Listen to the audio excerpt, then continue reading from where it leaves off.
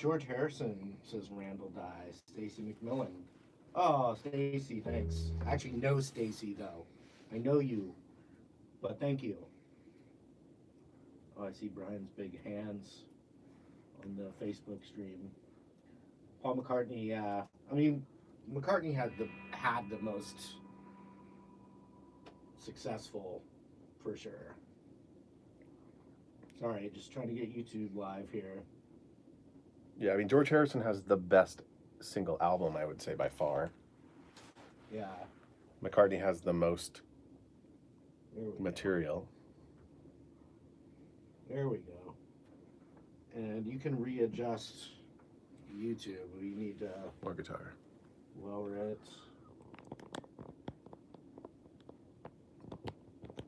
Scoot it over. Maybe move it back a little. All right. What's up out there, you guys?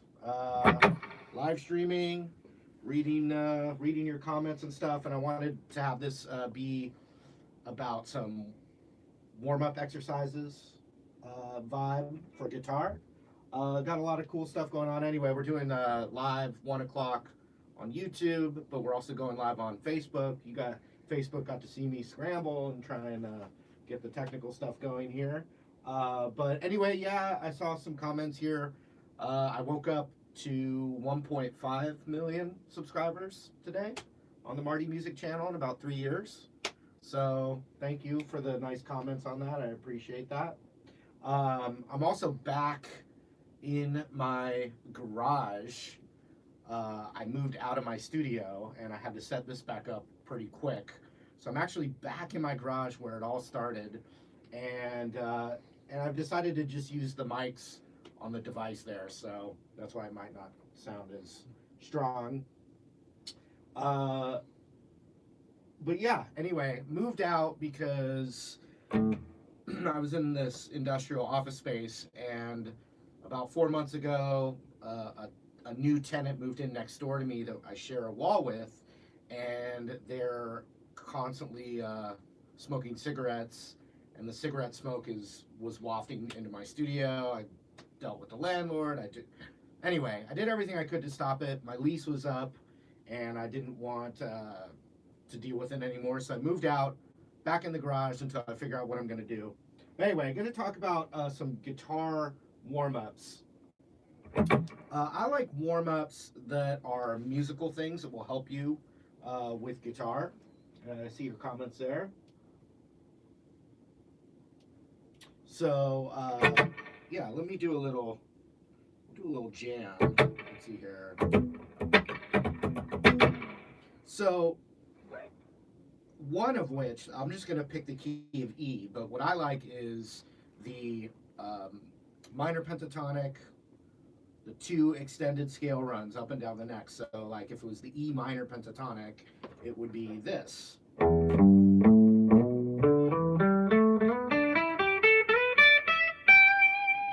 ultimate E scale run. Or I could look at the root on the A string right there.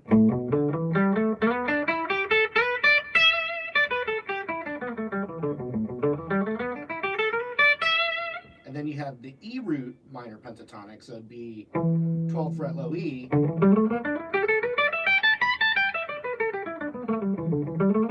And so you've got those 2 runs that cover the whole neck. That was in the minor pentatonic. So it'd be like this, and thinking the key of E, 5, 7, 5, 7, 5, 7, slide to 9, 7, 9, 8, 10, slide to 12, and then 10, 12. So that's the A-rooted minor pentatonic extended run. And then backwards. And there's YouTube videos on this, so. Then you'd have the E-rooted one.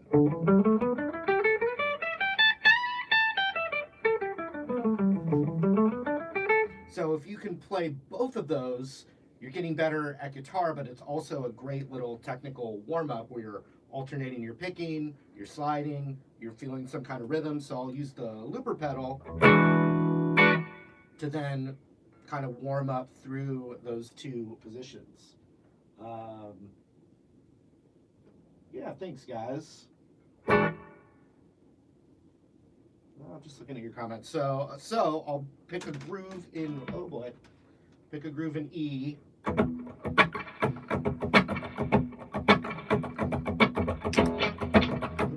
gotta delete the old loop there.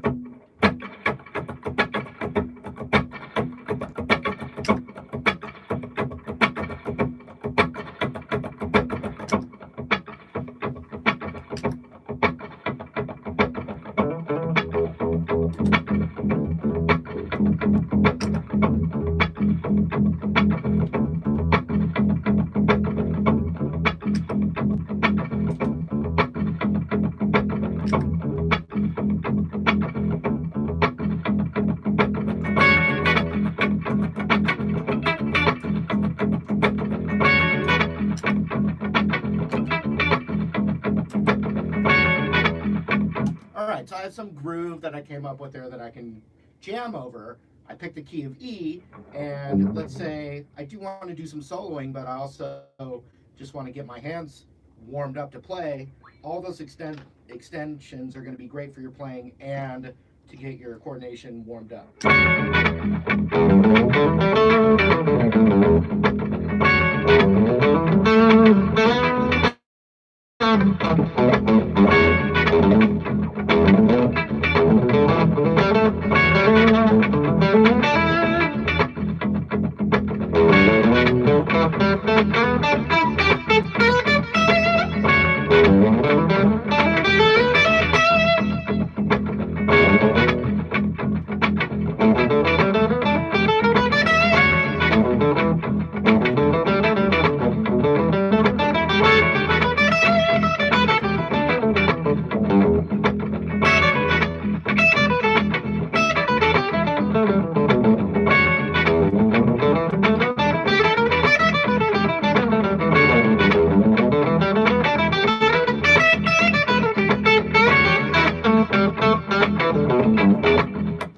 So then I have the E rooted one.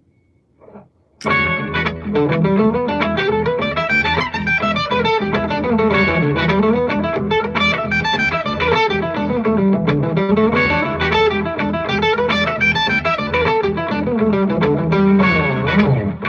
was the E rooted one. How we doing, Brian? I think we're doing good. I think if you speak towards here, it'll help. Yeah, it's okay. Yeah, I know. I see people are having comments. Yeah. You know, I just moved in. I'm actually not even finished moving out of the place. So, and this room is really small in here, so I wasn't gonna set up the mixer by myself and the mics by myself.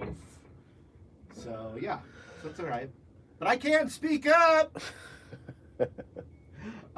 So those were both the minor pentatonics, right? But then something that you can use as a warm up, but it's also musical, is just first just work on it. Get it up and down all the way, but then just repeat little sequences of it, and don't count the sequences. Don't go like, oh, I'm going to do a group of 3. So in other words, you go up, and then just trail back to a note below it, and then go up again, like this. And it doesn't have to be in any order. Improvise it, like that.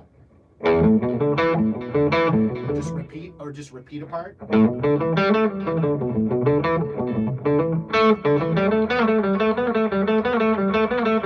All along the way, up and down.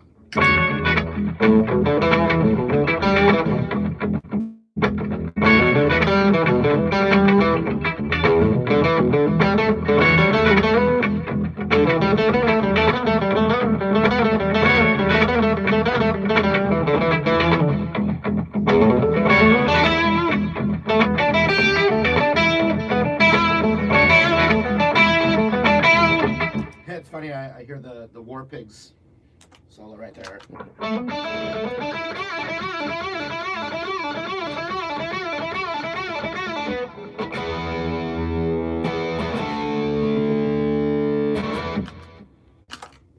Someone said you're doing the frying pan pattern. I haven't heard that term before, but I like it. The frying pan.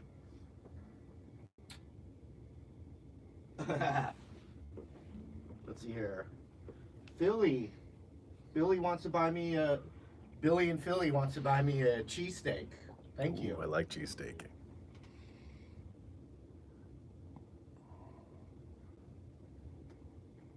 Okay, just checking it out. Any interesting questions or comments so far, Brian? Somebody wants you to make a T-shirt with a 60-40 blend. Oh, is that the cloth? Yeah, The what? Fake to cotton? I think 60. One of them's cotton. One of them's. I don't know which polyester one's cotton, which. I think. Poly cotton blend. Poly cotton blend. I love it. I'll try.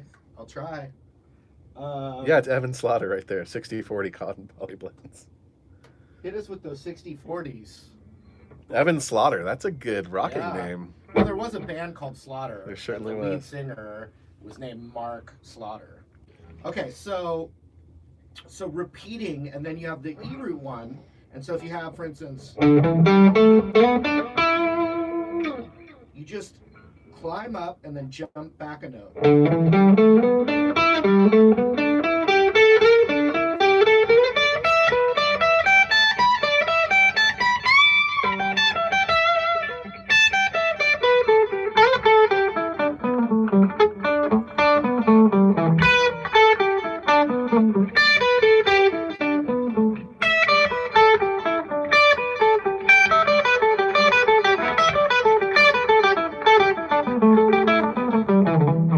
So anyway, that's a warm up, but it's also musical, and it's a great device for all this stuff. Yeah, Brian, how are you? Doing good. Give it up for Brian fitting in the garage again. What do you think? Chris says it's Marty's Saturday fashion show, and you do have some sweet shirts, man. Thanks, man. You know, well, let's see. We had a few different things. You know, we had Father's Day came up, so I got a new shirt for that. I think my wife, who now we're home now, but my wife probably went shopping a few times and, you know, got the obligatory shirt for me while she was out shopping. Maybe she might chime in. Play Paranoid. Well, it's funny, the whole Paranoid riff really is kind of from the exercise I was talking about.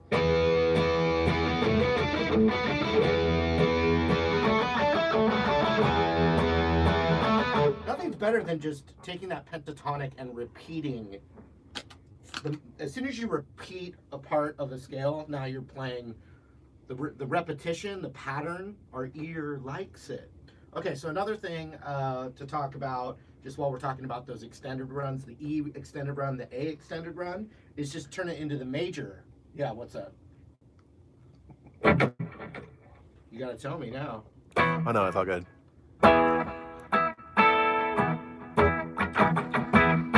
Let your cameraman play.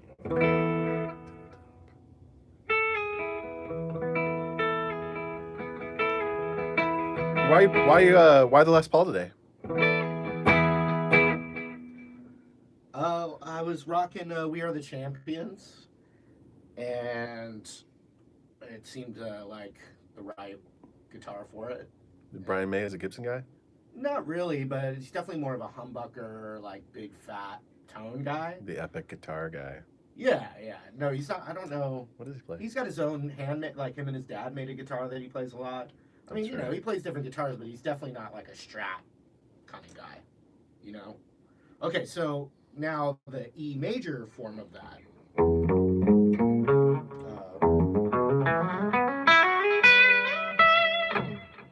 Gotta have a E major progression to really hear it. Let's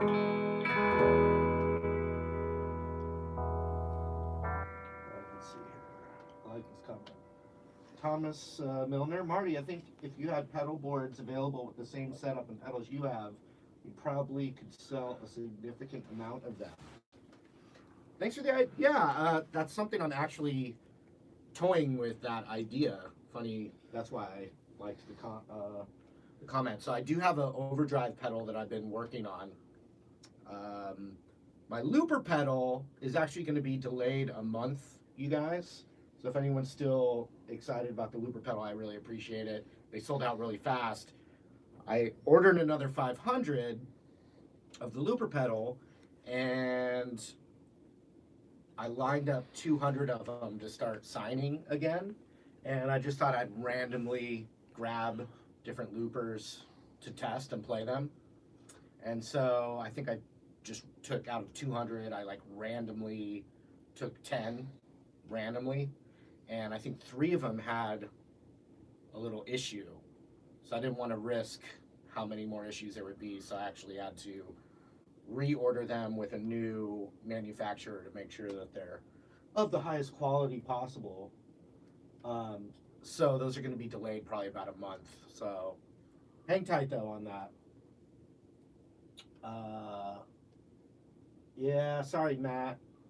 But you got to remember, quality is important. So out of 10, 3 of them had a weird distortion issue. So there was just no way. 3 out of 10 is not acceptable. So I'd rather not sell them, right, Brian? Yeah, I mean, 3 out of 10 is only good in baseball. Yeah, that's actually a great batting average in baseball, but not in Marty Music Loopers. No, not at all. Yeah. There Any you other go. questions or comments or anything? Somebody wants you to be their uncle. Cool. I don't mind that. I get described. I don't know if you guys saw the Dovidas collaboration video I did. That's your silliest one yet? Yeah. Maybe? Well, it's because he's wacky silly. Uh-huh. So, but if anyone saw that, there was one perfect analogy. It was like Marty's like the uncle, and Dovidas is like the wild nephew that he's I read trying that. to like. Was that a comment from a person? It was. Yeah, I think it was just a YouTube. It comment. was pretty funny. It was, yeah, because I was like, that's what it felt like. Right. I mean, just to like keep him contained in a room was a challenge, but it was really fun. He's a really great guy, and yeah, that was definitely the wackiest thing I've done. And he's a looper. He does, yeah. I mean, well, the other reason we did it that way was because he's known for like playing live gigs and streaming them, and people requesting songs that he doesn't know. It's like part of his thing. So that's why we did that particular video that we did. Do you have a good warm-up exercise for a novice beginner? Yeah. If you're a super beginner, you want to basically play through some different chord progressions. And I think like the chords from Hey Joe are pretty good because it covers so many chords. So you just want to be like targeting the top string first for chords. So for a C chord, I'd be targeting my ring finger on the 3rd of the A. And then for G, I would target my middle finger on the 3rd of the E. So. And then D would be index on the 2nd of the G. And then A. And then E. So that's just a good progression that gets you.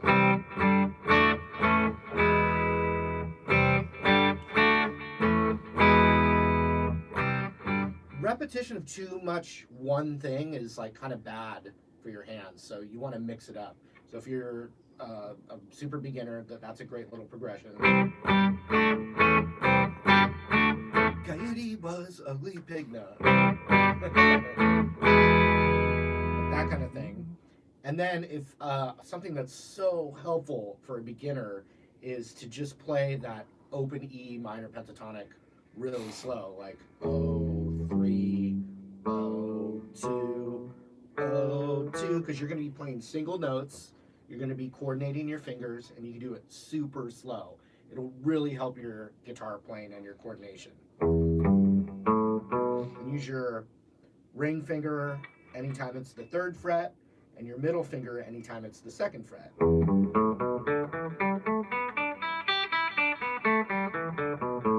And even slower than that.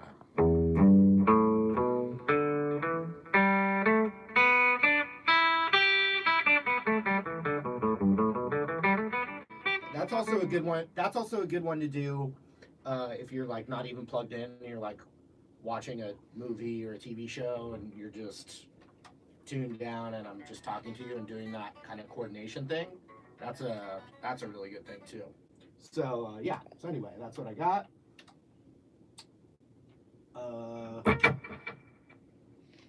Jonathan Woodside says he can't use his pinky at all.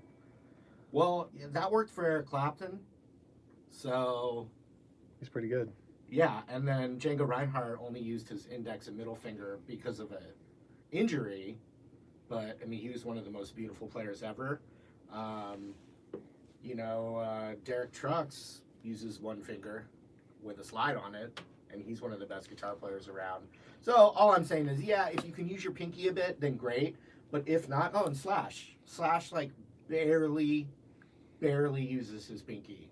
So, I can't tell you, oh, well then you're just gonna have to work it and make it happen. Just, people make do with what, I was working on this, and my fingers are not long, So there's certain riffs that like other legends have played, and they have these giant long fingers, and for me, it's like almost impossible to do. So I'm not really quite sure what to do about that, but.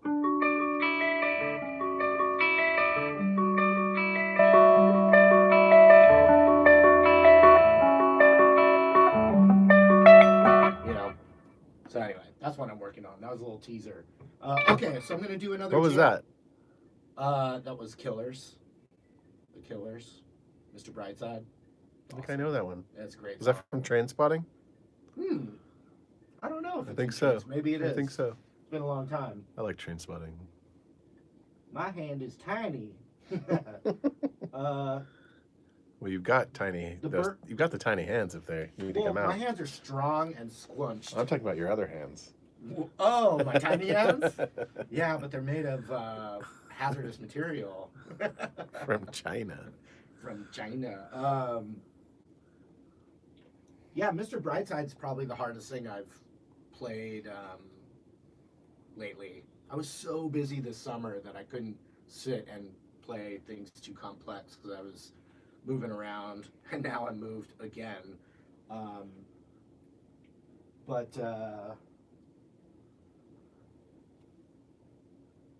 Brightside. Kayla says your hands are perfect, man.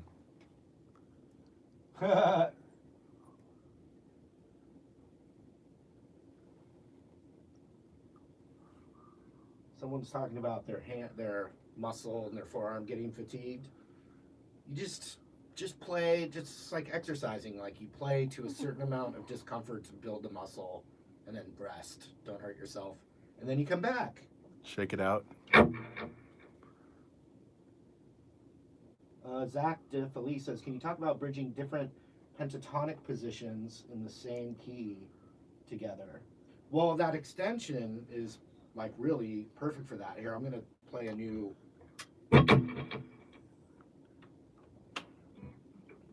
Were you asking about the Gibson for another reason, Brian? No. It's one of the more rare live stream guitars. Yeah. Let me take that echo off.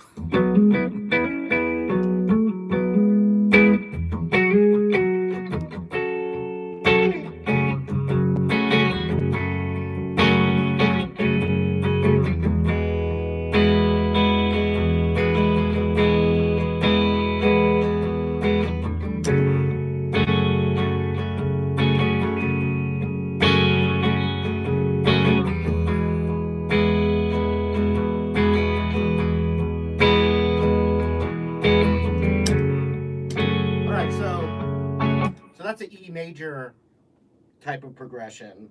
And if you know the A root extension and the E root extension, you're playing, that's 6 different pentatonic positions actually.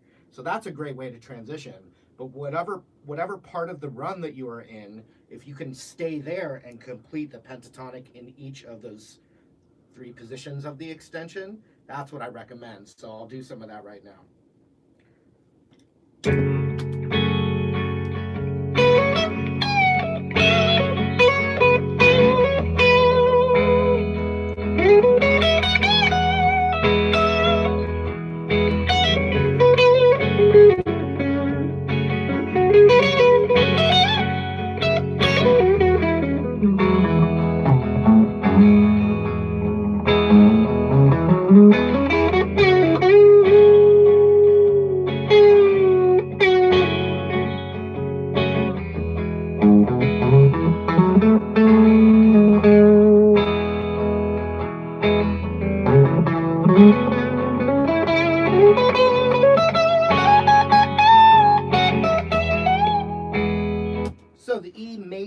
pentatonic scales right here, pinky on the E. There's an extension below and above it.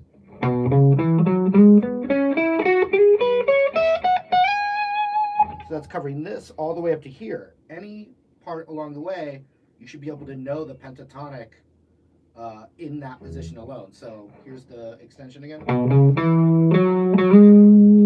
So if I stay right here, I should be able to still play it.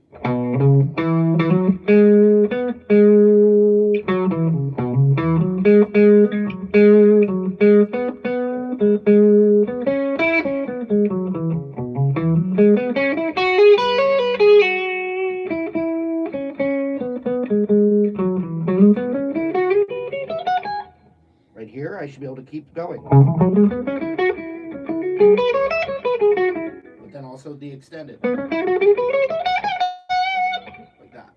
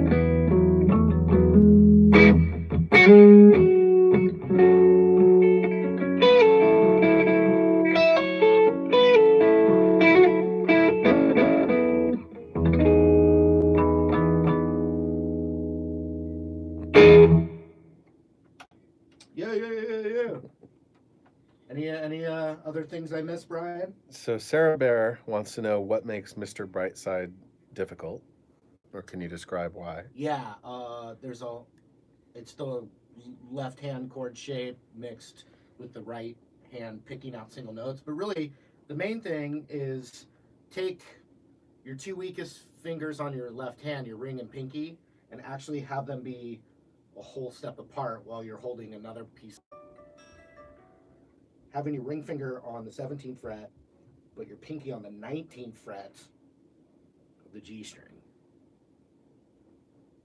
That makes it hard. There's also another part in this song where there's actually, let's see, yeah, that stretch.